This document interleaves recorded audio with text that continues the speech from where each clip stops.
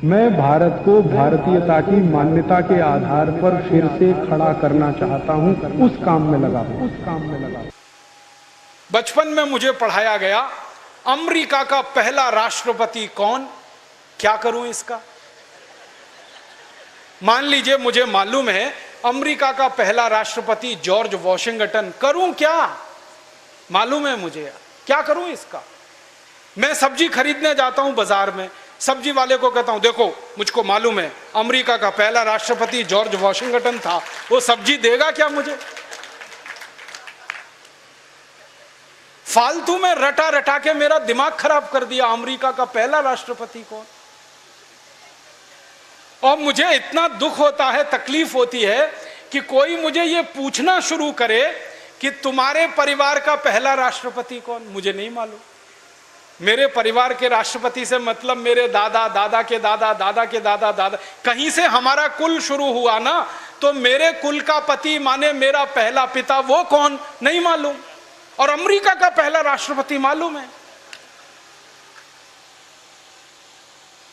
और मुझे तो इतना दुख होता है कि अमेरिका का पहला ही राष्ट्रपति नहीं मालूम, 250 राष्ट्रपति मालूम है मुझे उनके, और मेरे कुल के 2.5 आदमी के नाम नहीं मालूम मुझे।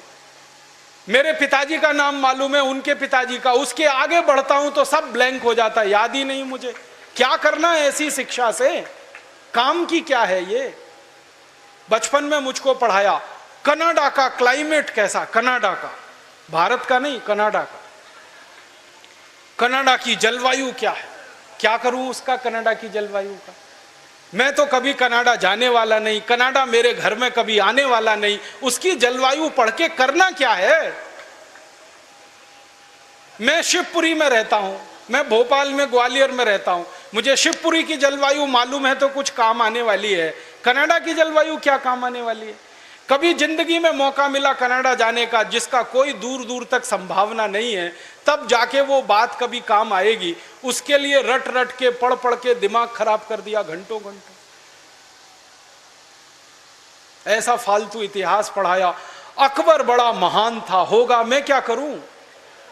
अकबर महान था, ठीक है, मैं क्या करूं उसका, मेरी जिंदगी में उससे क्या फायदा होने वाला है अकबर की महानता से। मतलब मैं कहना यह चाहता हूं कि जो ज्ञान हम ले रहे हैं हमारी शिक्षा में, वो जिंदगी में कभी काम नहीं आता। आप ईमानदारी से अपने बारे में एक दिन ये करना, मेरी बात है इसलिए नहीं, आपने जो जो पढ़ा है अपनी जिंदगी में याद करो, उसमें से कितना आपके काम आया। शायद आप 100 का नंबर निकालेंगे तो 5 भी काम नहीं आया, 5% भी काम नहीं आया। जो काम नहीं आया पढ़ा क्यों, फिर रटा क्यों उसको।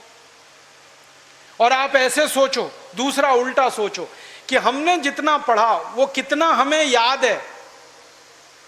याद उतना ही रहेगा जो रोज काम आता है, बाकी कचरे को दिमाग निकाल के ऐसे ही फेंक देता है। जो याद ही नहीं रहे और काम नहीं आए, उसको पढ़ना और पढ़ाना क्यों। तो मैंने सोचा कि शिक्षा व्यवस्था बदलना बहुत जरूरी है। हमारे बच्चों के ऊपर इतना बोझा हो गया है, इस बोझे ने बच्चों को खत्म कर दिया।